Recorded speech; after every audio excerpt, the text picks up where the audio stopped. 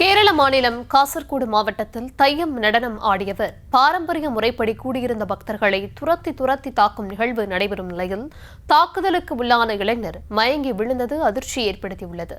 விவரங்களை தர இருக்கிறார் செய்தியாளர் சதாம். விவரங்களை வழங்கலாம். வணக்கம். அதாவது கேரள மாநிலம் காசர்கோடு மாவட்டத்தில் தையம் நடனமாடியவர் தாக்கியதில் இளைஞர் ஒருவர் மயங்கி விழுந்த சம்பவத்தால் பெரும் பரபரப்பு நிலவியது. அந்த காட்சிகள் தற்போது வெளியாகி பெரும் பரபரப்பை ஏற்படுத்தி வருகிறது. அந்த காட்சிகள் தான் தற்போது நான் திரையில் பார்த்து வருகிறோம். கேரள மாநிலம் காசர்கோடு மாவட்டத்திற்குட்பட்ட நீலேஸ்வரம் பகுதியில் அமைந்துள்ள இந்த விஷ்ணுமூர்த்தி கோவில் ஒன்று உள்ளது. இந்த கோவிலில் திருவிழாவில் தையம் எனப்படும் பாரம்பரியமாக வேடமணிந்து நடனமாடும் நிகழ்ச்சி வருடந்தோறும் நடைபெறும். இந்த நிகழ்ச்சியின் போது பக்தர்களை துரத்தி தாக்கும் சம்பவங்களும் நடைபெறுவது வழக்கம் என கூறப்படுகிறது.